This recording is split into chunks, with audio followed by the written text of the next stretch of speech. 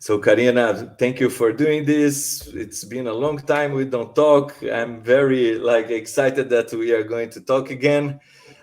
Please, let's start with where you were born and where you are right now, and maybe an anecdote connecting these two places.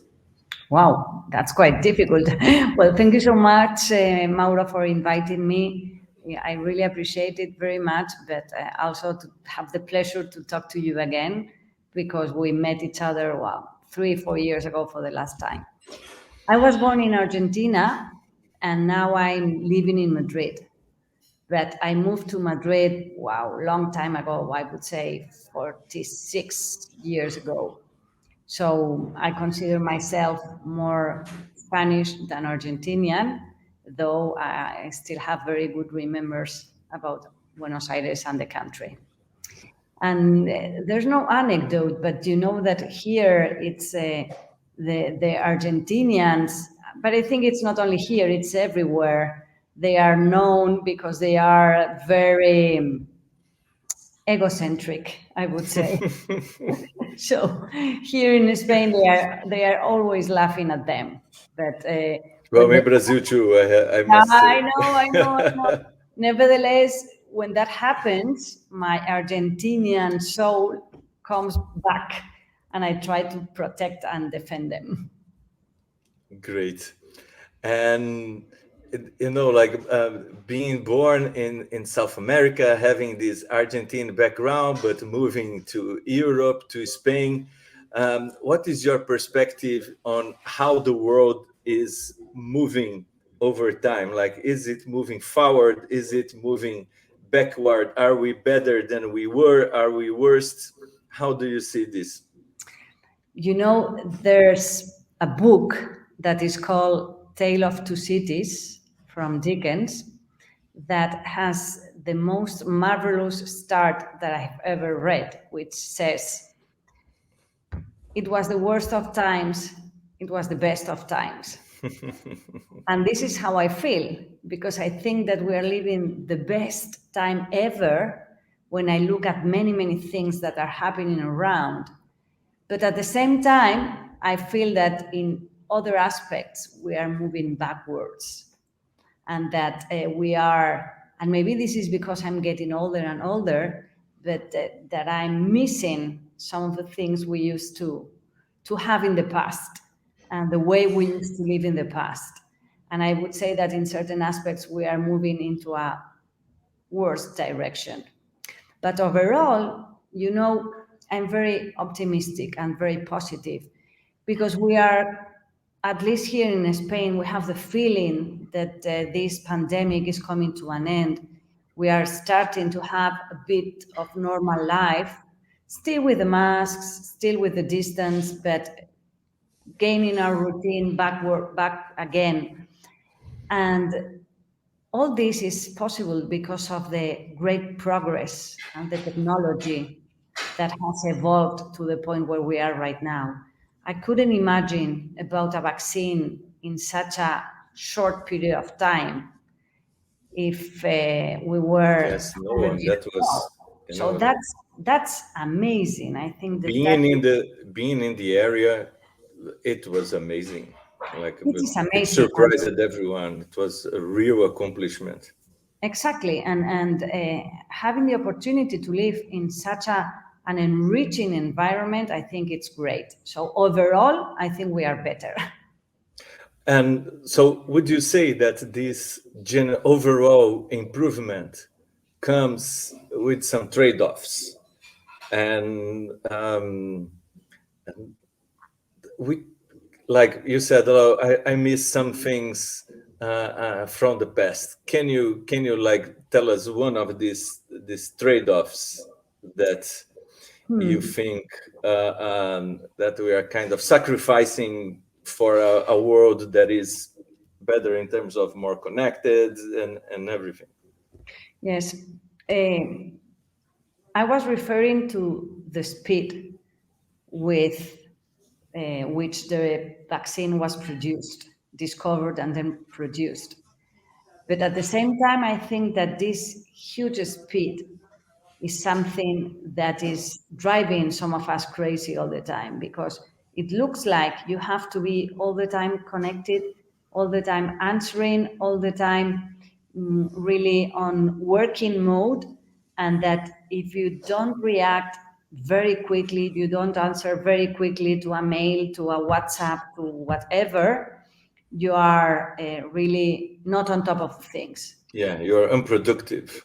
Unproductive, exactly. And I think that taking your time and having the time to reflect, to really think of the things, I think it's something that I'm missing.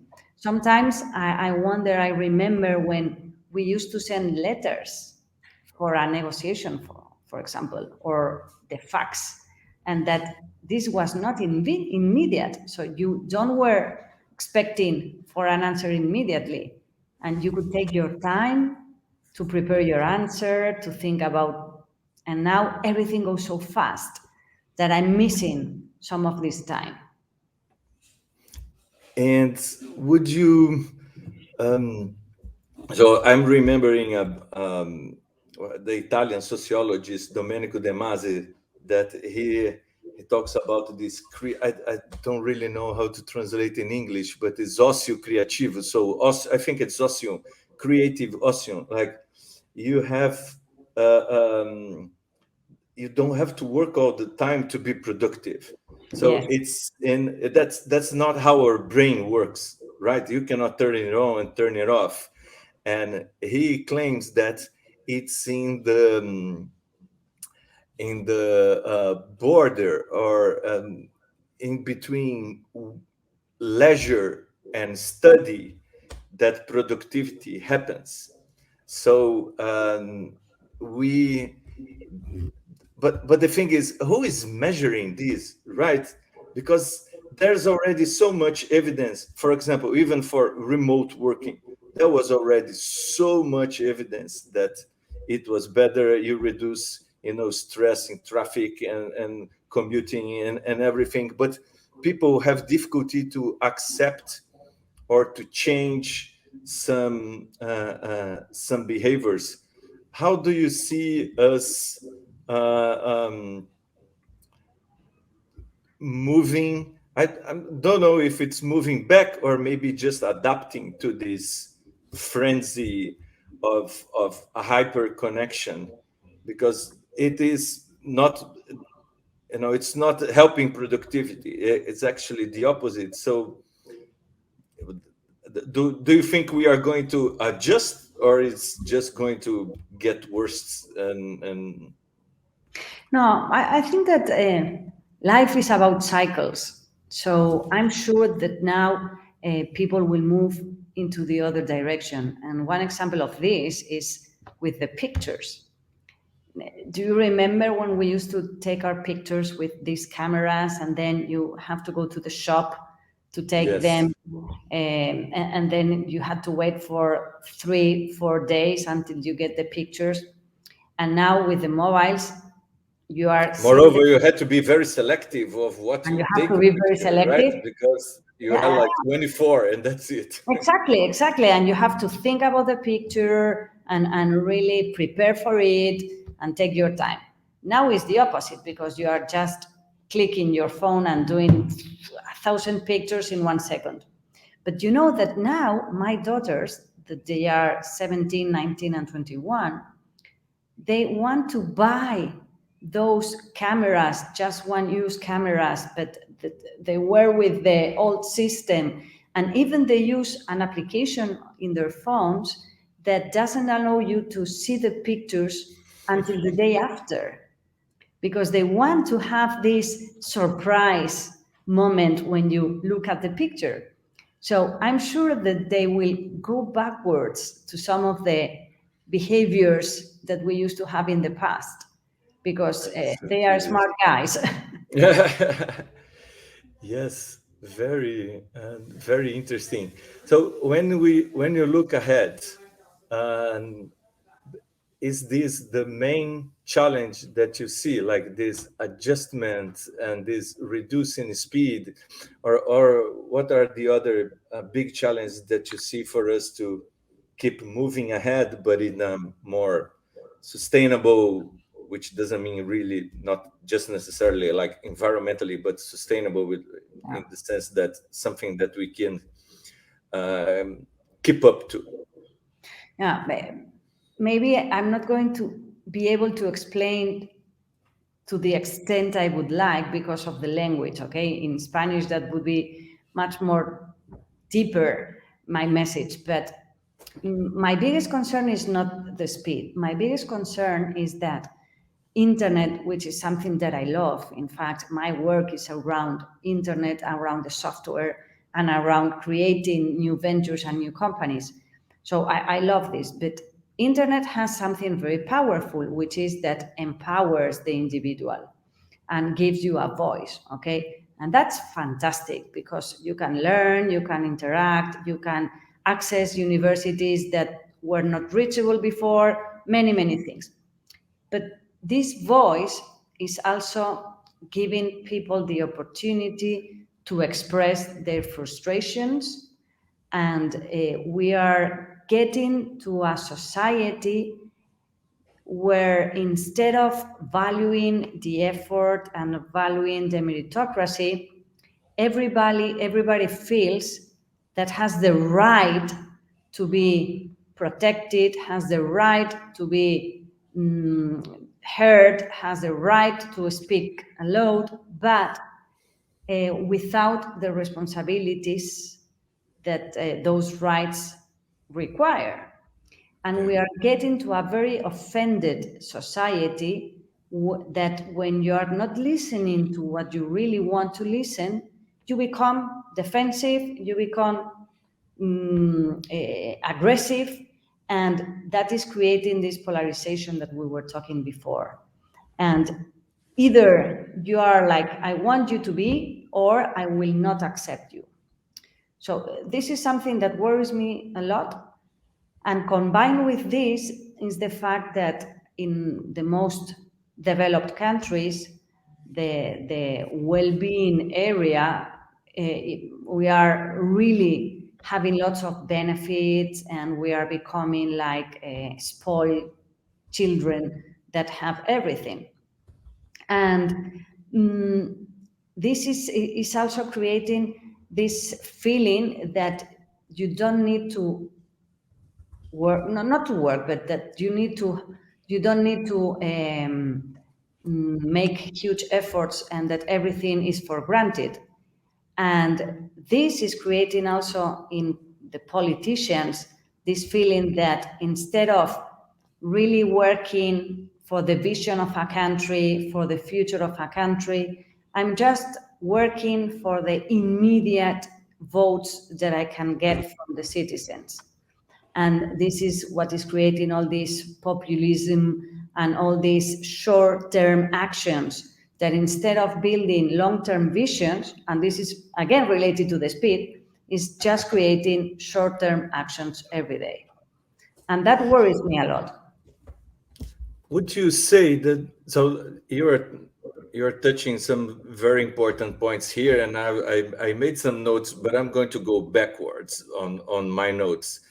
And you talked about something that that I've been very interested lately, which is time preference, right? Mm-hmm. So we are maybe the world is putting us into low time preference, and we should have a higher time preference, like value things over time. And as a scientist, I can what I'm seeing this is, well, let's jump to the conclusion. Let's, like we are not taking not that we are not taking a proper conclusion would take too long. So what can we do with the small data that we have available? And we are kind of incentivized to do this. So this was one of my other notes, like I think that, would you do you think that is the availability of the connection that is making people uh, um, uh, that thing is entitling, or believing they are entitled to things, or is um, wrong incentives. Because I have the tendency to think that uh, there are so many badly distributed incentives, and what I talked about science is just one. And when you talked about the politicians, yes, they are Mm. just, their incentive is for a very low time preference, is the next election, the next election. And uh, maybe people are uh, um, yes, incentivized for this polarization. And I'm, like throwing some ideas at you. I don't have a a clear thought on this, other than I do believe that incentives are badly distributed, and we have a low time preference when we should have maybe a longer time. There are so many benefits with longer time preferences. Some things can only be achieved through long time preference. Yes, but this is true. This is true. But again, coming back to the initial conversation about the speed, is because of that. It looks like if you are not getting short-term results, nobody has the patient. Nobody. I mean, we are not patient. We are just we want it all and we want it right now. So this is something that we need to think, and we need to educate our children to become more patient and to really Yeah, consider and the long term again. do you know that experiment that some psychologists did on Yes, Stanford on the marshmallow, right? yes, And exactly, exactly. But but I'm you sure see, that that's more than just education. That's incentive. So, like, yes, if you have a lower, your if you have a longer time preference, your reward is going to be bigger. Because what's worries me, Karina, is that our brain, that has evolved over a million years, and it's not going to change anytime soon, has all these short-term reward mechanisms, because our life expectation was so short. Like, we need to worry about what to eat, like in the next hour, not in 20 years, like worrying about our pensions and things like this. And um, this low time preference maybe is embedded in our brain in a mechanism that it's not going to go away anytime soon. So to just think that education is going to change this, I think it's a little bit uh, um, well, it's to expect too much of education. Maybe we need, like, what could be I keep thinking, what could be the incentives to tell me, don't eat this burger now. It's going to be half an hour of pleasure, and like, and it's going to be 30 minutes in your mouth, and 3 years in your belly. yeah, but this has been about education as well, because now we have learned to eat better in a more healthy way. And it's about creating awareness, and it's about showing the problems that you can get if you really eat a burger every day and you eat fat every day, So I think it's about raising this awareness in people. That's what I think it's important about the education. Yeah. Do you see um, because what we were talking about the polarization, and somehow it came to my mind that if it's possible, so polarization is not new, right? I Hmm. I was just thinking about soccer, and like, we go to stadium, extreme polarization, people are in different sides, and but you get out of the stadium, and they all go to have a beer in the same bar, or like, you we are able to talk about, you can be friends and cheer for completely different uh, soccer teams. So I keep thinking, if yes, there is there's hope, in the sense that we can probably live in with polarization. Maybe it's inevitable, but we can live with it. But how uh, um, how can we, are we going to have enough time to to adjust to this? The speed is on our, technology is on our side or not, and speed definitely maybe is not on our side on this. But do you think that the technology can fix what it has caused? I'm not sure, but I think that is the human being the one that needs to rule the technology. So I've heard that the new version of iOS is going to come with a sort of self-control time sharing about your phone, and you will be allowed to really set in the settings like disconnection times. Okay, so I don't want to be bothered for 2 hours. And in that respect, it's true that there are some technological tools that can help us in this journey. But at the end of the day, it's about ourselves, because I can do that without having the functionality on the phone. I can just throw my phone away for 2 hours and forget about this. I don't need the technology for that. But I think that is something more on the inner self. The problem is that if your environment, your peers, your competitors, everybody is following a speed, it's not easy to stop and move into another direction. And the dynamics around every of each of us is really going into the direction that is not maybe the best one. So how do you, being in this, well, like you said, you are in this field, right? And so you are a tech VC, and you are in the position then to select some of these technologies and some of these businesses. And how does these worries that you have influence on in, I don't know, maybe your decision process, or how does that impact?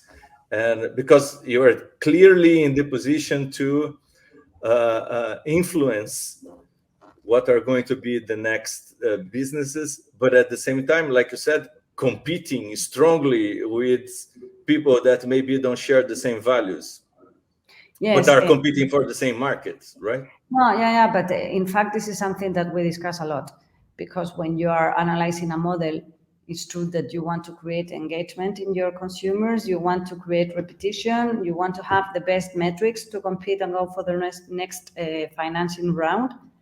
But there's an ethical dilemma behind, because you know that you are forcing the creation of a product that will create engagement in the consumers, and that you are even doing something to force them to access to your application 3, 4, 5, 6, 10 times per day. So that goes against this disconnection that we were mentioning. But this is something that we are starting to introduce, all this ESG concept about really how this product impact the society, and how this product will impact in the users of the product. And we try really to have this reflection with the founding teams, but at the end of the day, if there's another product that is creating more engagement and therefore we get money easier, you go into the direction of the growth and the hyper growth mode. Do you um, somehow, I think that we are kind of stuck in some business models, right? With the creating engagement, for example. And um, do you see these? Because I keep thinking if there are any other business models that we haven't anticipated yet. Let's just, for the sake of argument, use like until Google, we never really thought that there could be value in giving things for free. And is can we get out of the treadmill of searching search uh, getting people to click somewhere on the internet? Is there a new business model there waiting for it? Is it in your radar? Can you see some? That I don't know, but I think that anonymity, being anonymous, don't sharing information, don't sharing data, that would be definitely a business model. I think that we have gone into the direction of everybody wants to have a profile on a social network and have a voice, but now people are again trying to be unknown and trying to be not tracked by the cookies and by the different vendors that are trying to put their products in your timeline all the time. So I think that this is going to be one business opportunity in the future, that people want to be free of advertising and just would like to have a free environment on the network to consume without all this interaction coming in and out. Uh, okay, I'm going to make a next question, another question related to this, because until very recently, uh, I I was kind of resignated that yes, we Mm. lost privacy. There's nothing you can do, and then I got to know blockchain, and then I said, "Wow, there's hope. So I can get it back." And it has grown so strongly on me that I'm involved in this. So do you do you see uh, um, and so, do you see the tech is still far away from this, or and so like could the business model be related to this, like buy your privacy, or like let's we help you get your privacy back and everything? And is blockchain going to help? Is the tech going in this direction? How do you see this? I don't think that necessarily is going to be blockchain. I mean, blockchain helps in the traceability and in many different things. But for this, being anonymous is not only about the technology. I mean, I think that there are technologies available right now that can facilitate that perfectly. Okay, I think that blockchain for sure is something that will change the world in many aspects, and we are seeing the digital currencies that is really what can change completely the banking industry in the world. Okay, but there's one important aspect here, which are the regulators that have also a lot to say into this new world. Okay, and for example, here in Europe, data privacy with this GDPR law that we have is much protected than in any other area in the world. Okay, and there are tools and things to make that happen. So the regulators also have a lot to say. And but I see movements in this field that are kind of trying to go outside the government. So, like the government is one of the spies, let's say, on your privacy and on your data. So, even though, of course, if we are talking about a formal world, right, where we do business, where we do a lot of stuff, uh, um, regulations and everything is important, but uh, this polarization also that we were referring to, it's sometimes it's connected with the government, and many people are afraid of their governments, and they Mm. see these issues of privacy as a concern. So how do you see do you think that the future that we are moving to still has a strong participation of governments, or this individual uh, um, um, what is the sovereignty the sovereignty of the individual is going to compete more and more with governments, because these technologies, they allow this also, right? This empower the Yeah, well, individual in a sovereign it's way. already competing. It's already competing, and that's why all the populism has grown strongly, because they feel entitled and empowered to get what they want. Okay, so that's already happening. I think that maybe it's going to be really increasing for a while. Okay, but I think that is already happening. But do you think that regulation is the solution then, in the sense like, uh, um, we can, sorry, I don't want to put you on the spot here, okay? Like, I'm just like, those are legitimate questions that I ask myself. um, can we trust that these regulations can take care of us, and they are in our best interest? With the GPR, I see, for example, in Brazil, we had last year a massive data breach, like massive. Every everyone's data is online. Everyone's. It was like the Minister of Health, if I'm not wrong, like 200 million CPFs, which is our tax code, so released.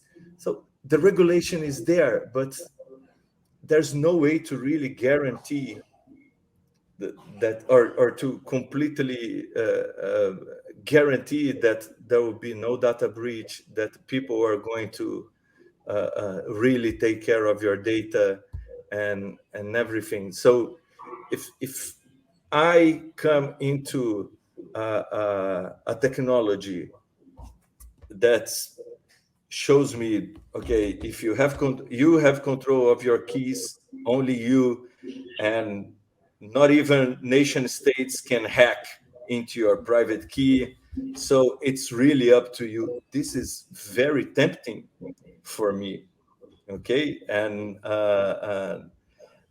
maybe because of all the Brazilian history, I and we know that we have been betrayed by our governments enough, and this the temptation of self sovereignty is very, very strong.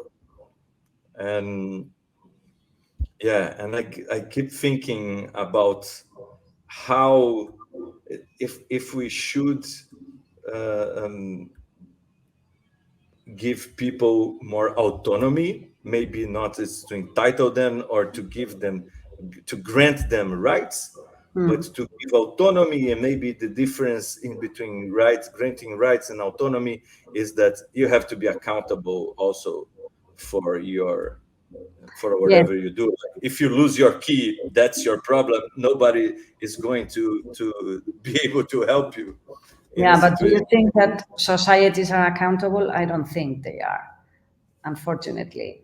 And No, just society is not. But like what I'm saying is, grant more sovereignty to the individual, but make them more accountable than than but they this are. will take long, long, long, long time to happen, and maybe little by little we are going to end up there. But I think that is a huge effort, because we are not educated in that way. And I used to say, when I worked for the corporate world, that to have an innovative boss, you need to have innovative employees, because not all the employees know how to handle and how to work with an Yeah, innovative boss. Most of them are just waiting for the instructions of what I need to do next. Uh, as I see the so same with students. exactly, and the same with the students. So there will always be some ones that are a bit more ahead, and that can handle that self empowerment and this sovereign management of myself. But as a collective, I think it's I don't see it feasible in the short term, really. And just for that to happen, and I'm very critic in my own country. When you go to a newspaper and you look to the 10 most read news, four or five or six of them are about sports, soccer, or any famous singer that has put herself into a scandal. Okay, so I think that we need to evolve a bit more. Yeah, well, this goes again into the low and the high time preference, right? What is the shortcut Hmm. to to to accomplishments, or to, like a lifestyle that somehow it's also promoted to us, right? Hmm. And you get to the celebrity thing. I was reading the other day, like, when you get what you want to be when you grow up, and YouTuber is the top one Mhm. choice. Okay, Karina, we could go on and on and in this conversation, which means we have to do it again some other time. But before I let you go, I have like three rapid fire questions. The first one is, which book are you reading right now? Well, I'm reading a book about modern art, which in Spanish it's called Dime lo que ves. So tell me what you're seeing. And it's about the history of of modern art. And it's very interesting because it's about it's related to this conversation as well. What is considered to be art? Something that you like, or something that make you think, or something that is different from the past. So a very interesting book. Very interesting. And the second is, do you take long or short lunch breaks? Short. Short. Yes, I want to go home relatively early to spend time with my family. Okay, this is a good reason for it. And the third is Bitcoin. Are you a believer or a non-believer? I believe in cryptocurrencies. I don't know if it's specifically Do Bitcoin, you have any Ethereum. cryptocurrency Yes, I or? do. I do. I do. And then the non-fungible tokens as well. I think it's part of our future is moving into that direction and will be related to this. Great. Okay, so thank you. Let's do this again soon. Thank you for your time, Mauro. It's a pleasure always to talk to you.